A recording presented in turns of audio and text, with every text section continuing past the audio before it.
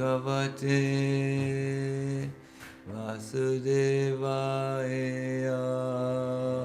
Om Namo Bhagavate Vasudevaya.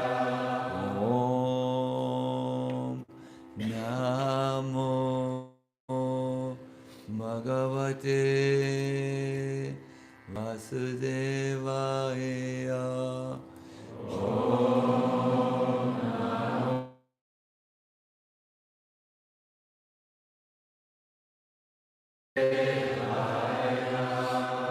We are reading this morning from the chapter 2, text 42. Please repeat after me. Bhakti Parishanu Baro Viraktir. Bhakti Parishanu Baro Viraktir. Anyatra Chaishatrika Ekakala.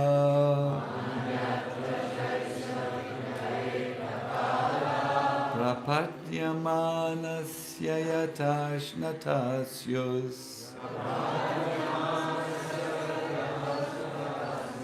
Tushti pushti kshut apayo nugasam.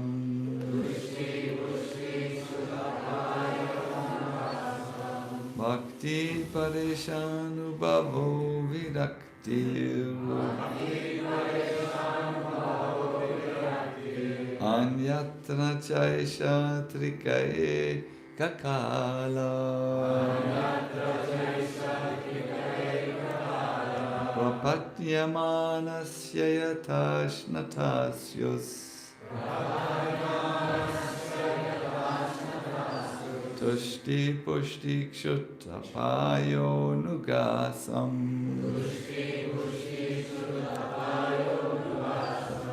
Yes, please. Bhakti parishanu bhavo virakti.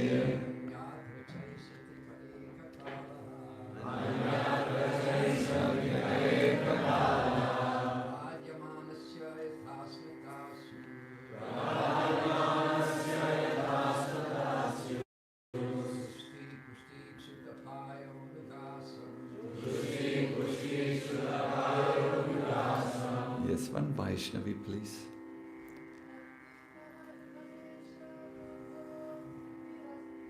Bhakti parishanu bhavo virakti. Anyatra chaisa trikaye kakala.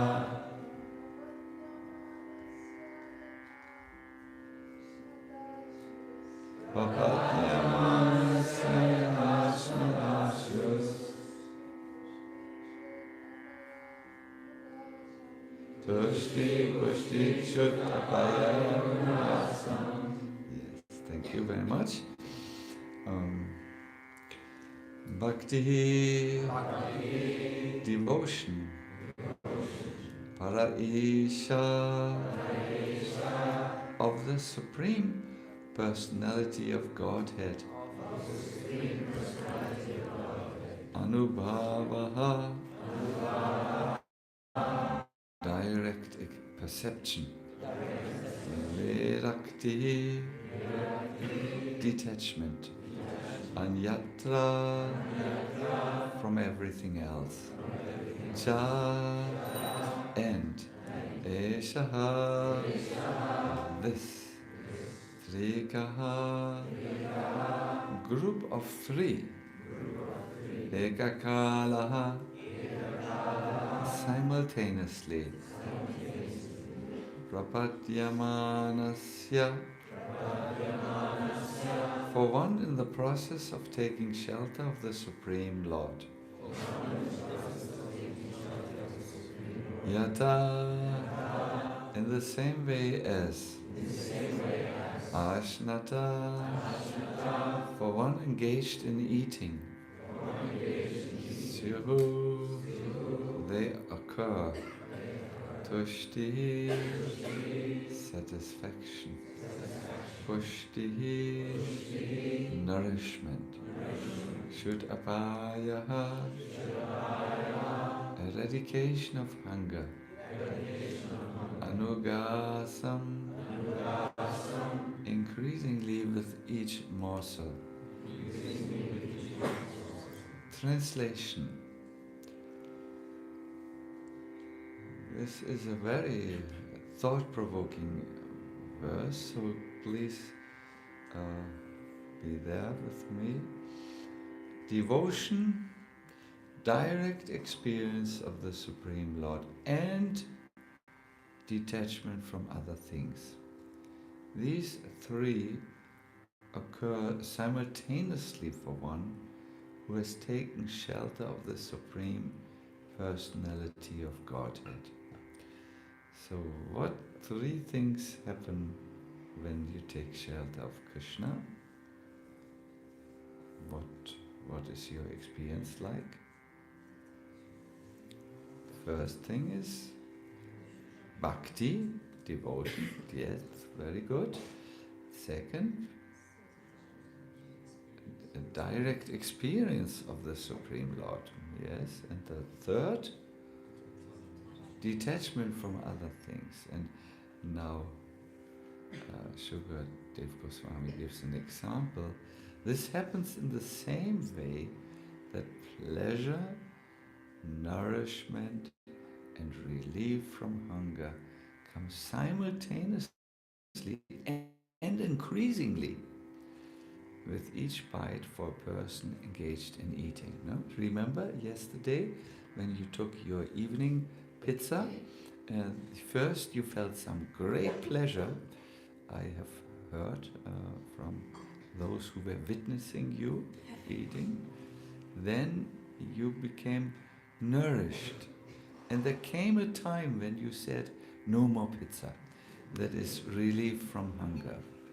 They come simultaneously and increasingly with each bite. So the verse says, in the same way as this pleasure, nourishment, and relief from hunger happen, devotion comes to a person engaged in the process of bhakti, a direct experience and a detachment from other things. Purport. Srila Jiva Goswami has explained this analogy as follows. Bhakti or devotion may be compared to tushti, or satisfaction, because they both take the form of pleasure. Parishanubhavo, that is experience of the Supreme Lord, and pushti, or nourishment, are analogous because both sustain one's life. And finally, virakti, or detachment, and kshutapaya, cessation of hunger, may be compared because both free one from further hankering, so that one may experience shanti, or peace.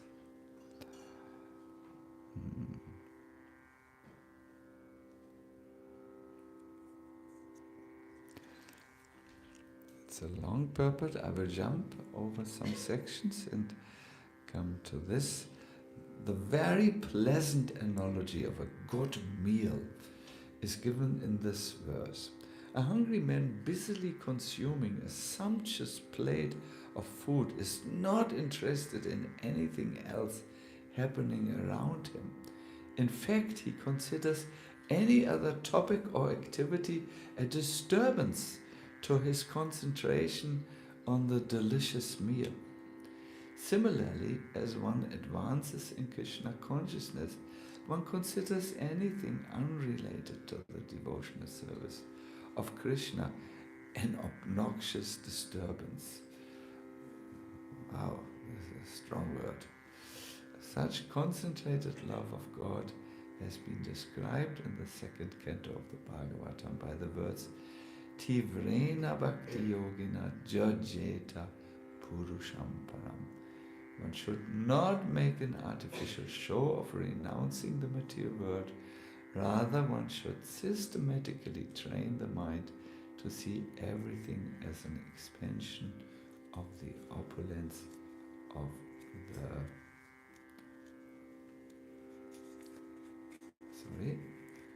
One should train the mind systematically to see everything as an expansion of the opulence of the Supreme Personality of Godhead.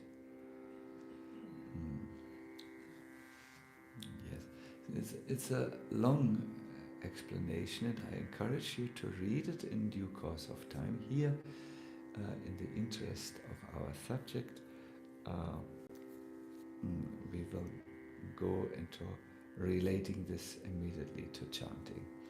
Namo Vishnu Padaya Krishna Prishtaya Bhutale Srimate Bhakti Vedanta Swami Niti Namine Namaste Saraswati Deve Gauravani Pacharine Nirvishesha Shunyavadi Paskatyade Satarine Jaya Sri Krishna Chaitanya Prabhu Nityananda Shri Advaita Gadadhara Shivasari Gaur Bhaktavinda Hare Krishna Krishna Krishna Hare Hare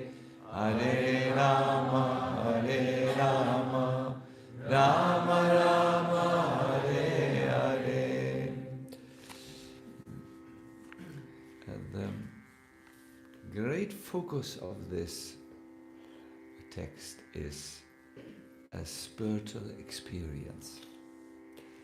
The Bhagavatam uses a very known example of an experience that is that of eating. As you eat, three things happen. You become satisfied, increasingly more and more.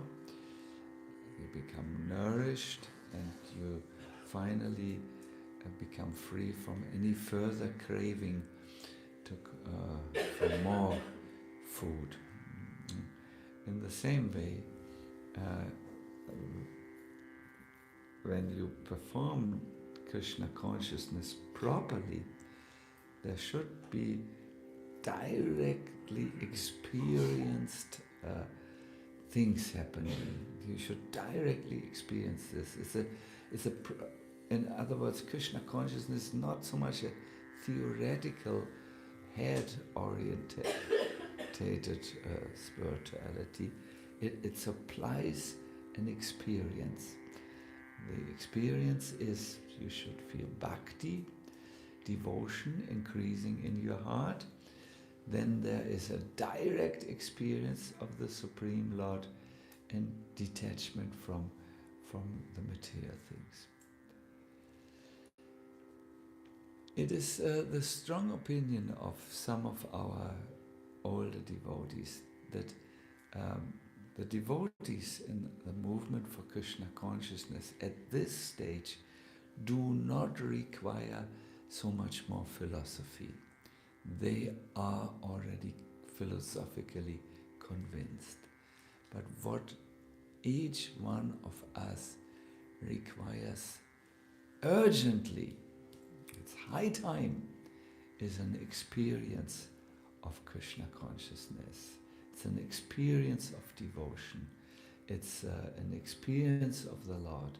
And it's an experience of losing one's appetite for the material world. Now, Jiva Goswami,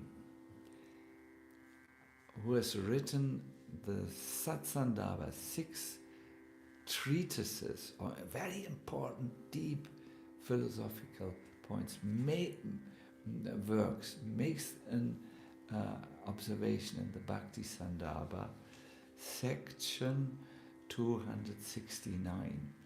His experience is that of all the various processes in Krishna consciousness, or to speak it in simple harbour London English, of all the different things you can do in Krishna consciousness,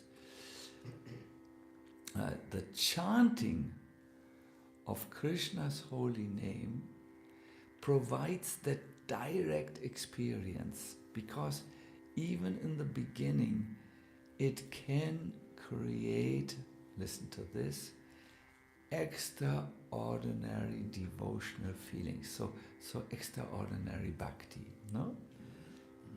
This is of all the processes which you can do in spiritual life: reading, worshipping, going on pilgrimage, seeing the deity. Of all these very, very wonderful processes, it is the chanting of the holy name that provides this experience which will stabilize your face and stabilize your whole situation. Without an experience, my dear devotees, a practical experience, you will not be able to remain faithful on the path of spiritual life. I have personally made an experience of this when, after 25 years of Krishna conscious practice, I was lacking just that, the direct experience of Krishna and so on. So, to come to this experience of devotion is given immediately. These feelings, sometimes we can see in kirtans, devotees go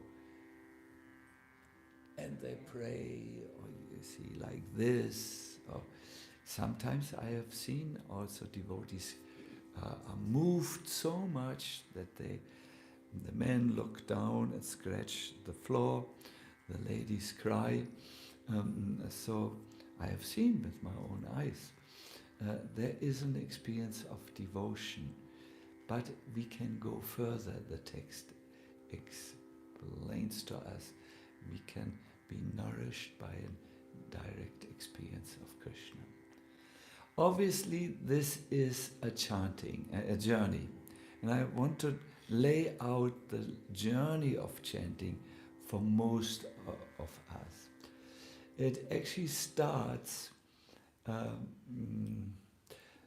appreciation of the holy name starts with liking the singing of the holy names. Perhaps you know, once a year, that is in the last week of January, here in Radhadesh, we have a kirtan event which is called Radhadesh Mellows, which attracts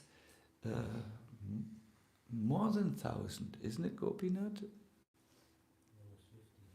Almost 1,500, also almost 1,500 devotees from all over the world. Yes, we have devotees coming from America for this. I have seen even Wang Shilu, means a Chinese person, coming for this event, because it is known in the singing of the holy names for a longer time.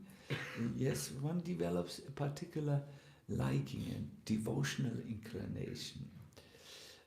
This is how we think. It was good music, it's good sound, it's good to be together and sing. That is an initial appreciation. It may not yet be so super advanced, because when there is a bad singer, we leave the hall. So it's a little bit about music, not about the holy name in some of our, when we start spiritual life, no? That's how everyone starts. We like this, we feel some inclination in this direction of singing together. But as you progress, you will begin to think, who's this Krishna whose name I chant? Remember, at the beginning it's music. I've spoken with some of our kirtan leaders who told me in the beginning they thought, we make it just, I am here for the music, bas. And holy name I don't like particularly, therefore I don't want to chant japa. No, it's music. But then, as you do this and chant more, you begin to actually like Krishna. You take an interest in Krishna. And therefore, it is always important to note that the chanting alone is also there, but the holy name, Bhaktisiddhanta Saraswati Thakur said, should never come alone. Just like Krishna is always together with whom? Radha, yes. Here we see some photo. Well, here they are looking at each other. See? There's beautiful pictures are there. In the same way, the holy name must also be accompanied with his Svarupa Shakti. Radha, you must know, is Krishna. Krishna has an energy, and his own energy is manifesting as, oops, I have to turn it around, as Srimati Radharani. No? So in the same way, as Krishna always comes with Radha, the holy name also has his own energy. Oh, we discover something new. It is talks about, not talks, hearing about Krishna from the Bhagavatam. My dear devotees, if you don't come to the stage where you think of Krishna, worship Krishna, Krishna, Krishna, Krishna, Krishna, Krishna, you will be stuck in song only, in singing, musical. It's good if you sing God's name, it's nice, but it's not the whole thing, it's half of the thing. The other half is relating to Krishna. Therefore, always in Japa retreats, all over the world, the facilitators make it very clear. This is not about a technique. This is not where we learn some meditation technique. It's about entering a relationship to Radha and Krishna. Hare Krishna. Prabhupada writes about this. Listen to this and faint. As we chant, all of Krishna's form, his characteristics, how he is, his pastimes, they all become revealed eventually.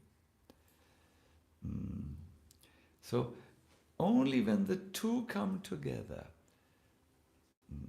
chanting and also hearing about Krishna, can you make the complete experience of the holy name.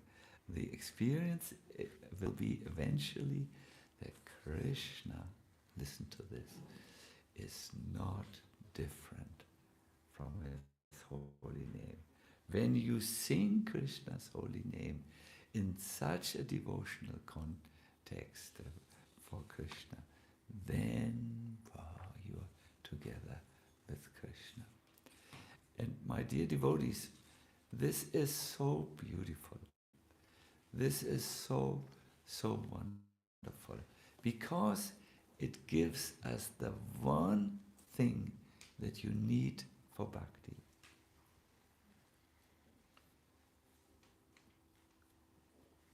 There's only one single item which you need to have when you want to be in bhakti yoga. there are not so many rules. One single thing. However, if you do everything and you don't have that one thing, you are only scratching the surface and have not yet entered Bhakti. This one thing is called Shraddha, or faith. It's only by faith, Prabhupada says, it's only by faith that one can advance in Krishna consciousness. Now, he says, the development of that faith, that is the process of Krishna consciousness. Krishna also speaks about faith as the fundament for bhakti, or devotional life. He says, if we have a Bhagavad Gita in English here, I would be your eternal servant if you give it to me. In the 9th chapter of the Bhagavad Gita, text 3, Krishna says how important this faith is. He says he talks about what happens to someone who doesn't have this. Oops. This is a big book, no?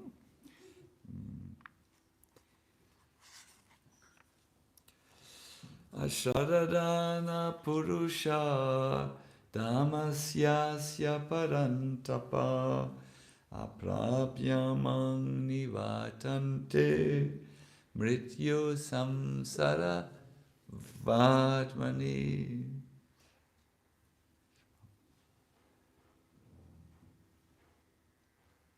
Vishvambara. Yes? He knew the verse.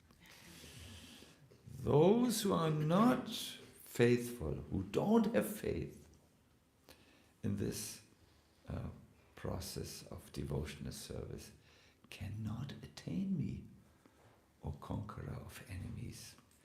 Therefore, their destiny is that they return to the path of birth and death in this material world.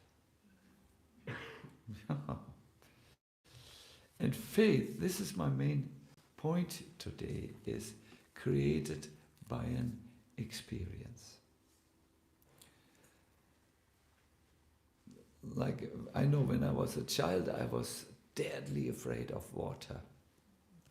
We took once a week a shower, and that only after great convincing.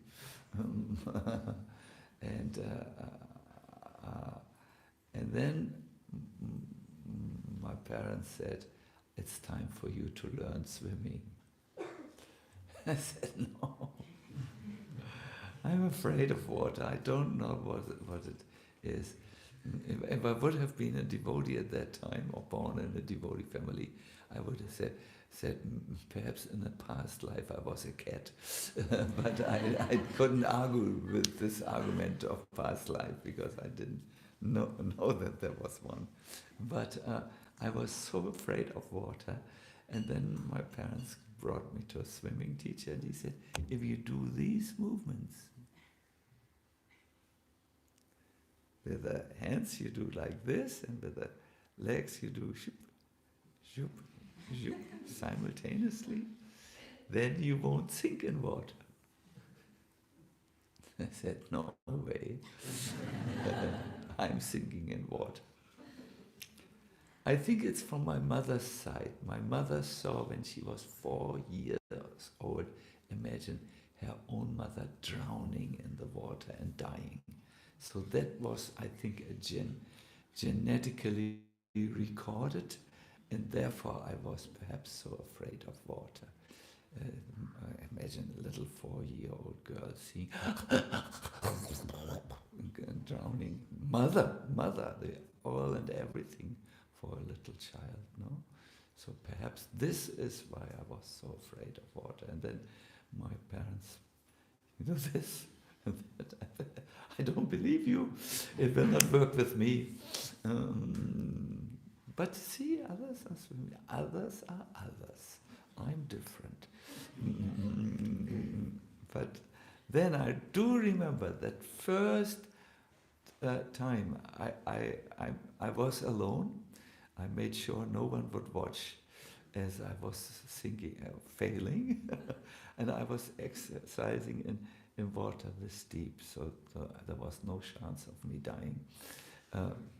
And I remember I was making the movements, and of course I was sinking underwater, as I had predicted. You call this in psychology a self-fulfilling prophecy. Then my older brother started to swim, and I thought, well, if he swims, perhaps it's possible for me, because we're from the same family, the same tribe, so let me see. And I tried, and I still, to this very day, remember when I was swimming over water. I can show you the black rock in the Eastern Sea, where I made my swimming experiments, in which I circled. I've never forgotten that rock. There's a black rock where I swam around like a turtle, and was able to overcome my fear of swimming. And it was because of the experience. I'm swimming, I'm not drowning, that my faith in, now I swim from here to America without problem. But I needed this experience, and devotees need in the same way an experience of Krishna consciousness, which will stabilize their faith and make their faith from forced faith to natural faith. What is this? Let us study this. This is the very important. Now everyone be awake. You need this point for your spiritual life. There is different types of faith. Faith, forced faith, and natural. So, let us ask a question. How is faith formed? And how, the forced faith is forced by copying someone else. It's like a new person who comes to Krishna consciousness, who sees they're all having a certain way of dress, they sit in a way, they eat in a certain way, and they believe something. Okay, at the moment I don't really know, but let me get into it. Let me jump into it. This is copying. Natural faith comes through an inner journey by which you make a direct experience. Let us now ask the question, how do the two forms of faith look? The forced faith, yes, we continue, please.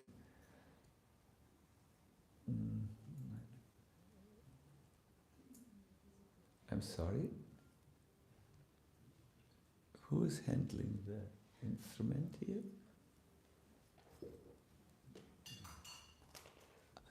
What is, it has got stuck or what?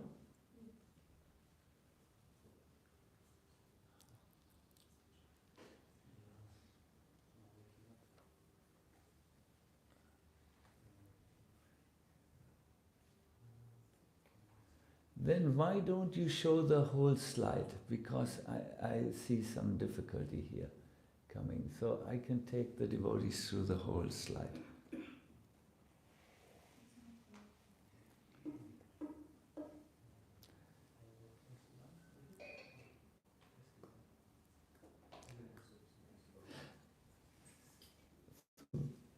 Are you with me? Two forms of faith. Prabhus, no need. I know it will take a long time, and I hate to be a servant of technology. There's nothing which irritates me more than waiting for these instruments to work, when life is so easy without them. You can copy paste everything with your scissors and your thing. Okay, so let's stay with this.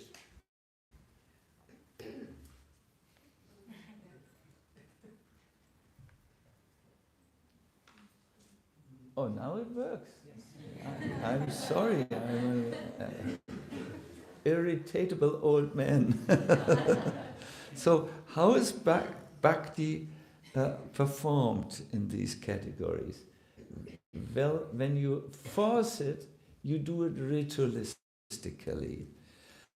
I must get up early in the morning. I don't want to get up, but if someone asks me, and I can be so free to talk honestly, but I believe I will do everything ritualistically, mechanically.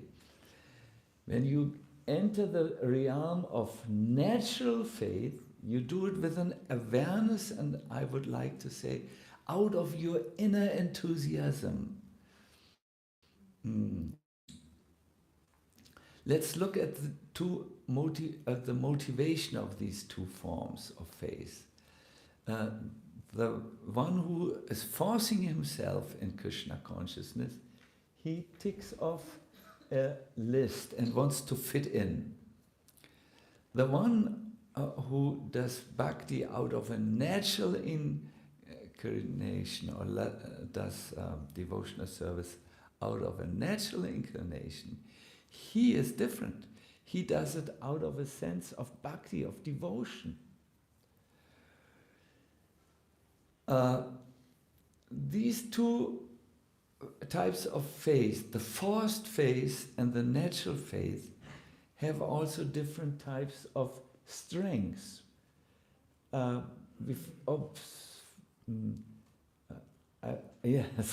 perhaps you saw it. I wanted to ask you, what do you think is the idea of the person, or the strengths of faith of the person who is Balat Utpadita? This is Vishwanath Chakravarti Thakur's word.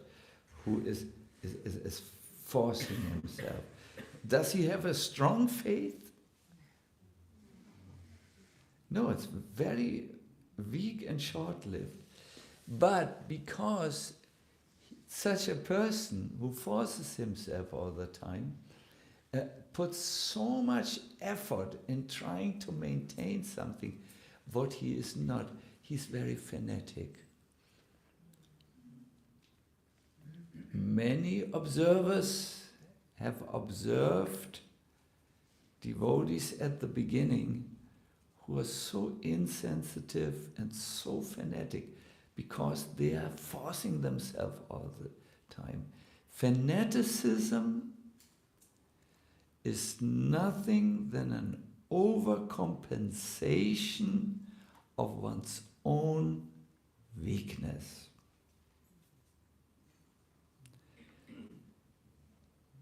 The natural person has a strong faith. Come, whatever wants. There may be many things happening in a movement which are surprising and at times disappointing, but the one who is natural faith, where it's deep inside, where it's a result of making spiritual experiences on his inner journey, that person is very, very, very strong in spiritual life. So let us look at the person who forces himself. How is he reflecting about life? Mostly, he's just accepting a dogma. The one who has natural faith is full of reflection, and he is not afraid to ask difficult questions, to find out what is the essence here. There are many, many, many other things. And if you wish, we can leave. Yes, it's a long thing. And you can make a photo of it on your mobile distraction machine and then think about it. But I would like to come to the last point. The person who is I have not yet learned here the Sanskrit. This comes from Madhurya Kadambini, by the way. Balad Upadita, who has a forced face. His experience is based on someone else's experience. Oh yes, the others have made it. Whereas the person whose face is svabhavika or natural has made his own or her own experience. That's why they are so strong. My dear devotees, this is very important if you want to move from the Kanishta Adhikari onwards and on, from the beginner in spiritual life. And I want to say here that it is really the faith, the degree of faith, which will take care of your inner spiritual growth. It is said in Shastra that Shraddha, or faith, protects a devotee like a loving mother protects her little child. It is natural and it is okay and it is fine, I think we say in English, to start with forced faith. We have to start somewhere. No? I remember when I came in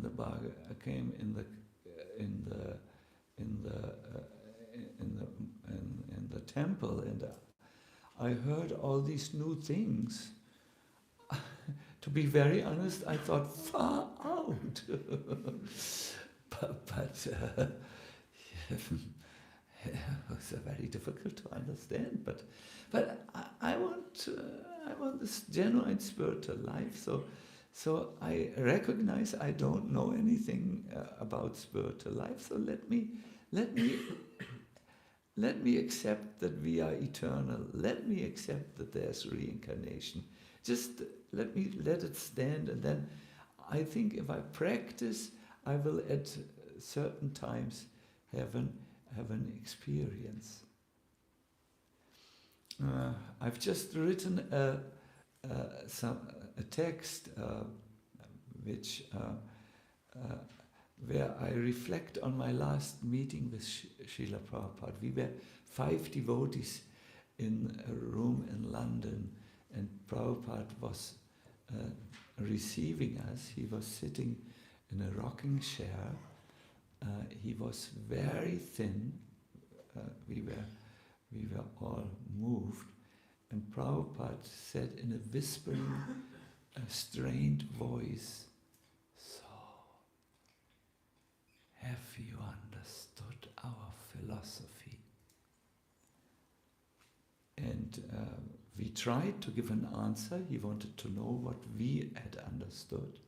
And then Prabhupada, he was not satisfied with any one of the answers that were given by his disciples. And he then said, first of all, you need to understand that life is eternal. He repeated his point that you are not the body, but you are the soul.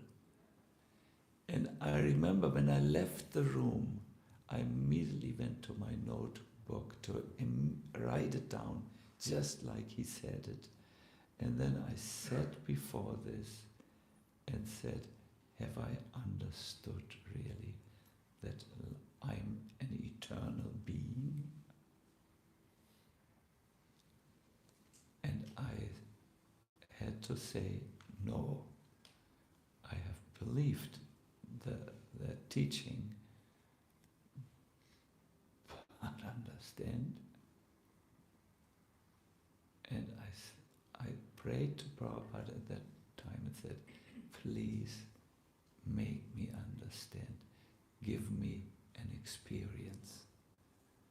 I'm like this, what can I do? So many years later, my dear devotees, I went for surgery into a hospital. The doctor who worked on my abdomen was distracted and made a mistake. He cut one of the main arteries and panic broke loose in the operation theater. I was bleeding. There was a fountain of blood coming out of my belly and I could see it. How could I see it? I had what is called an out-of-body experience. I had left the body, which was so, there was also another mistake. They had given me too little juice, you say in contemporary Harbor language. It means not enough anesthesia. And so I had left the body. I was a little bit hovering above the body, and I saw blood. I can't even see when someone puts a needle in my and gives me an injection. So all I remember is I thought, let me get out of here. And this is what I did. I went through, I don't remember how the walls looked inside because I was a little nervous, but I went through the wall and I said, okay, I'm out of the trouble zone at the moment, so where do we go now? And I said, I go into the waiting room to see if Agni Dev, it's not the well-known Agni Dev, it's a priest in Singhachalam at that time, if he is really praying or if he is, as most devotees do, sleeping. Because they get up so early, 2:30 he got up. He was a pujari.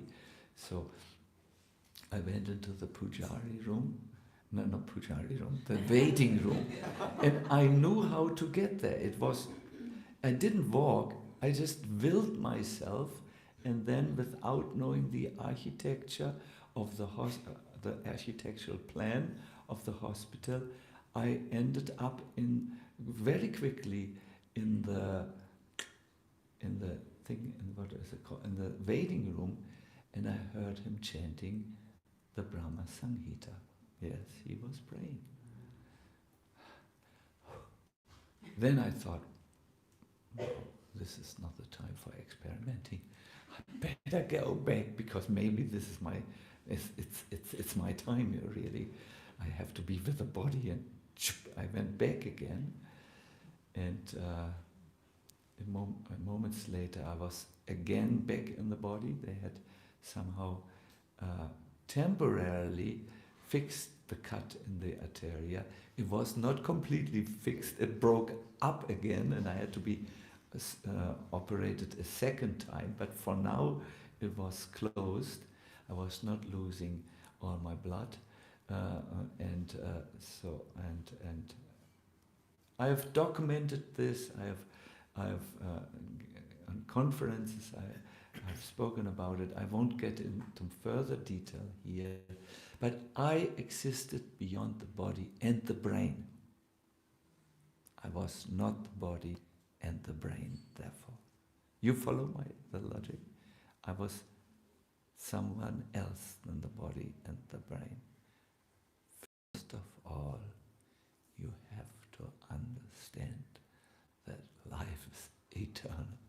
when I woke up, I said, "Thank you, Prabhupada. I now understand." It was a little dramatic, but I understand. This is what it means. I journeyed from dogma, from accepting a certain teaching. Let us not use the word dogma because it's negatively filled up. And I had an experience of it, and therefore I now believe that I'm eternal. No, I don't believe it any longer. Belief, finished.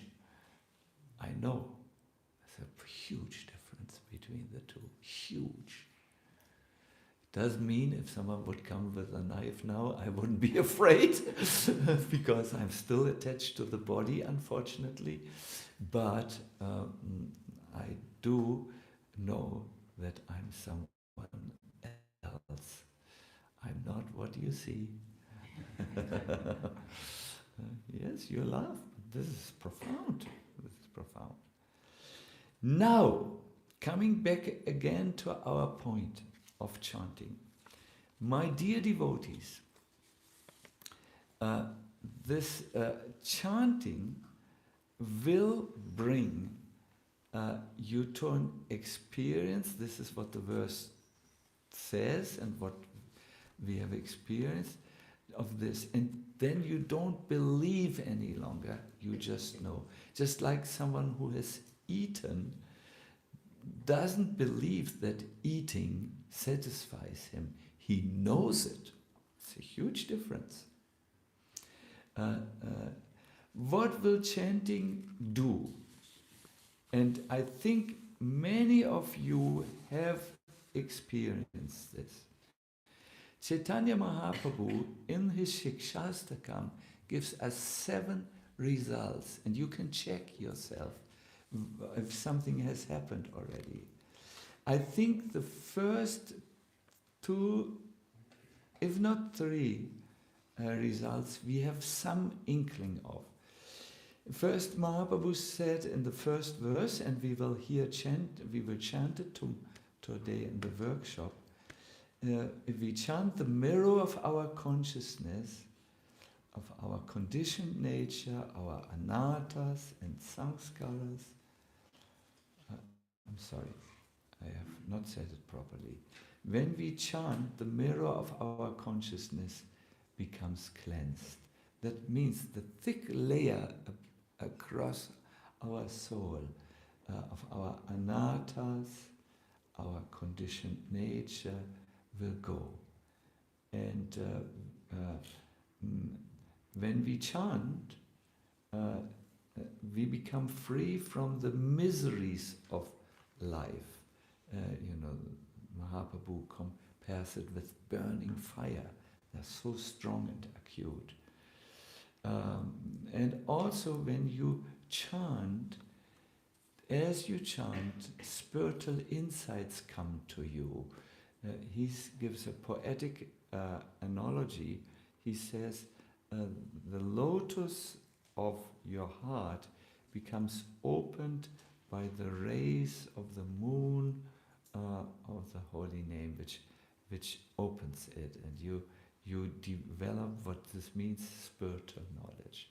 This is what you will feel as you chant, and what many of you have felt, because the holy name has an inherent potency, which is called the Vastu Shakti. Everything has a Vastu Shakti. Fire has a Vastu Shakti. What does fire do? It burns. You may believe it, you may not believe it.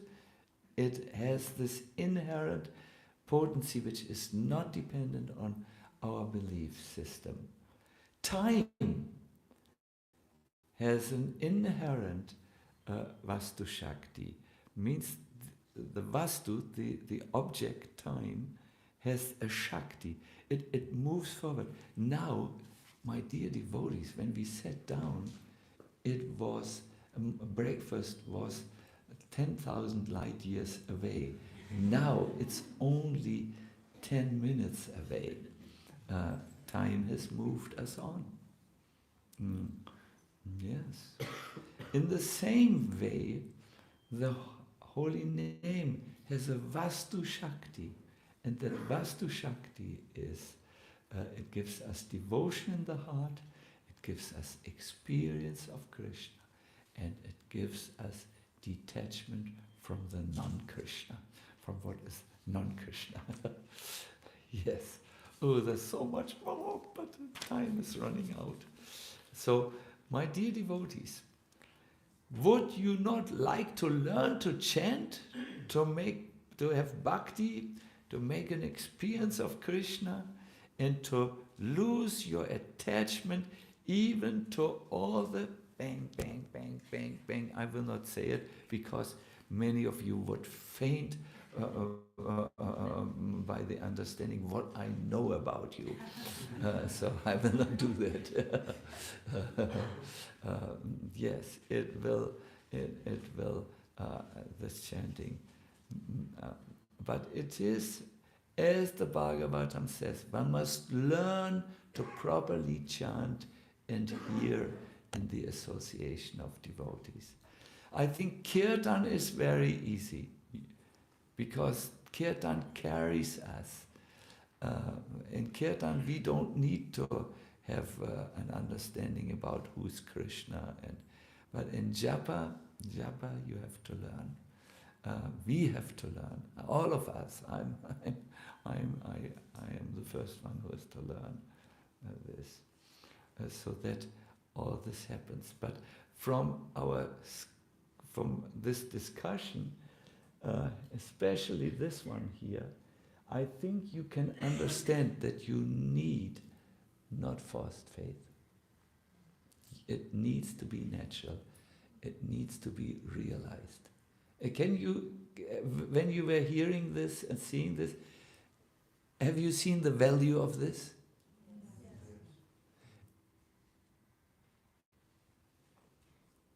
It's telling. It's. I know some of you are very a little shocked. Oh my God, I'm still in that Balad Upadita. I'm not yet in the Svabhavika category. Because the experience is lacking.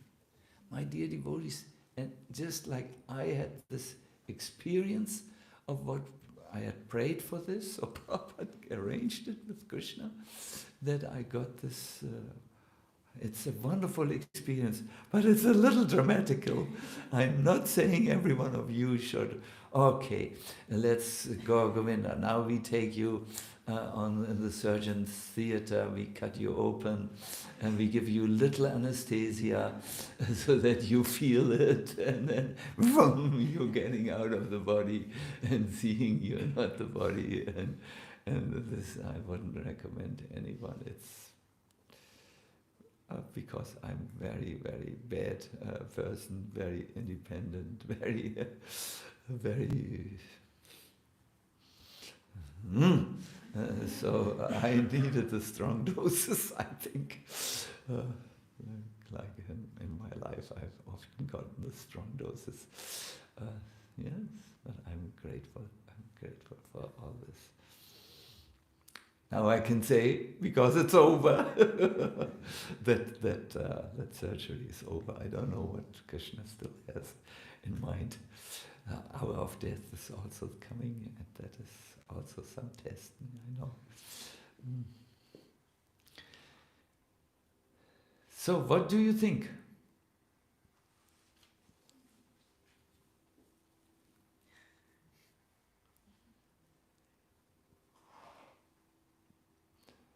Only the sneezing of a Mataji answered this bigger.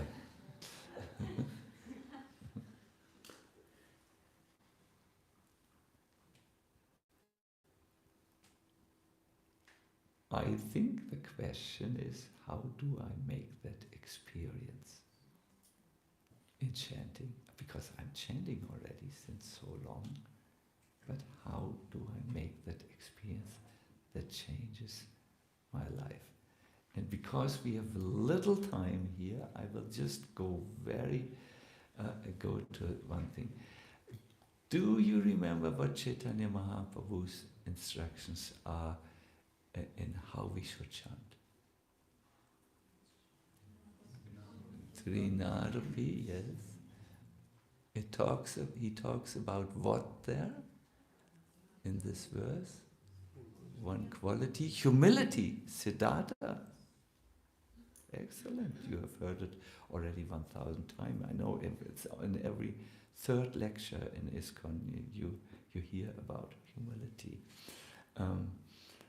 Humility remains an empty word when we don't know how to practice it.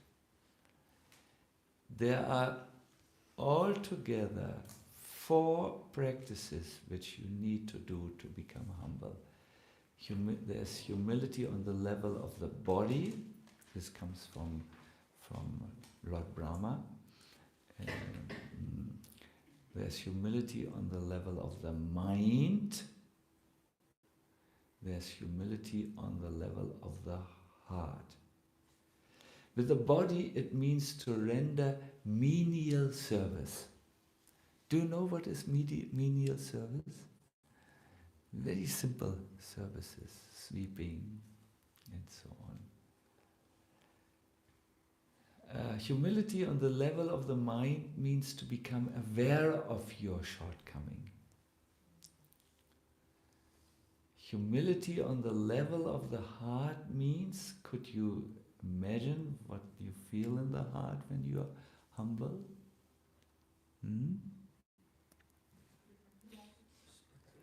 Regret, I heard. Contrition, that's a Christian word, yes, but it's correct. Gratitude, yes. Forgiveness, yes. These are all very nice answers you give. I have here in my notes and my I have Prabhupada speaks about regret and repentance as things which can even, as far as I remember, save you from a karmic experience. When you before regret your mistake, then you don't need the lesson through the karma because you've learned. So humility on the level of the heart means to regret and repent your own failures and mistakes. Have you ever been approached by devotees who come like this? I'm your humble servant. And you want to say, you're not humble, Prabhu. You're just speaking it. I can see, I have seen people like you who talk, but who act differently. You have to imbibe that in the body.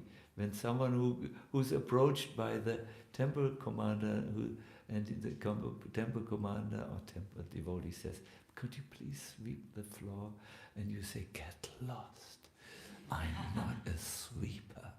I went to university. No, with the body, render menial servant. Some devotees in Vrindavan do this. I know one very rich man from America. He's a devotee, a Vaishnava, our person. Every morning, when no one will see him, he will sweep the streets of Vrindavan with a little hand broom to practice humility on the level of the body. On the mind, it means yes. I'm sorry, I can see that my own shortcomings, I don't gloss over them, and on the heart, regret and repent. And then your words carry meaning. Then your chanting is in the proper place. That's what Mahaprabhu speaks about humility in ways, what was it? Be humbler than the straw in the street, be more tolerant than a tree, offer respect to others without expecting respect in return, and in this way you can always chant. So this is how to make the experience. To come down, Mister, come down, sister, bow down. Bow down, bow down, bow down. And then you will be in the Hare Krishna, please accept me, Krishna, please accept me, Krishna, Krishna, Krishna, Hare Hare, Hare Rama, Rama, Hare Hare, Hare Krishna, Krishna. Then be careful, then when you do this, your pride comes sailing. Wow, I'm a humble devotee. Krishna, Krishna, Krishna. And after a little while, your chanting is so dry again. Krishna, Krishna, how many rounds? What do they serve for breakfast here? And you're again out of the zone, of the chanting zone. No? Hare Krishna. I want to end here. I'm sorry that it's a little long. I don't know why it takes so much time today. I wanted to take questions, but I can't because we have to end here. I want to thank you very much for giving me your ear. That was so gracious of you. I want to excuse myself, and I mean it. I've now come back. I come back to my normal self. Sometimes I know I talk a little intensive, and it's sometimes almost intolerable to listen. Please know I'm trying to do this to make points crystal clear. It's meant as a service to you, but this lecture, I don't think I'm someone special who can lecture down on someone. I'm in the process. I'm also in the process, like all of us. I'm not very much different. Only I'm older and have eaten more prasadam than most of you in my life, in my lifetime.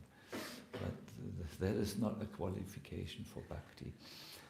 So I want to request you to take things serious. There were 3 points in this lecture. One was experience is important, because experience, it stabilizes what? Faith, and it helps us in our all-important journey from my memory is not so good. Here it is. Balat upadita shraddha, that is faith, that is we force ourselves into. By this force can take many forms. For most of the devotees, it's conformatism. They conform. They do like everyone else does, and so on. And this is good in the beginning because we have to start somewhere, but we can't last with this. It has to come svabhavika, natural, and this is done by experience. So the experiences come from all the processes in devotional service. The experiences comes most quickly by chanting. Yes, it refers to both japa and kirtan, not just one. And that should be done in a certain frame of mind, which Mahaprabhu gives. That is a humble state of mind. Humility, however, remains something elusive. Do you understand this word? It escapes you. It is. You may say it, the word 1,000 times. If you don't practice with your body, your mind, and your heart, and your speech, no? Then only it becomes your own humility. It's not an adopted, forced quality, or it is leaking out of every cell of your body. Hare Krishna.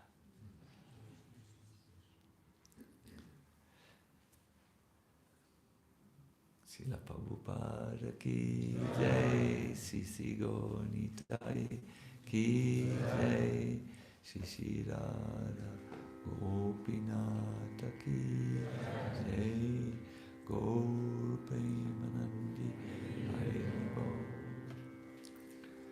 So I will see you all, perhaps not all, but those who are in the Holy Name Immersion retreat at 11 o'clock. That means we have 2 good hours for ourselves.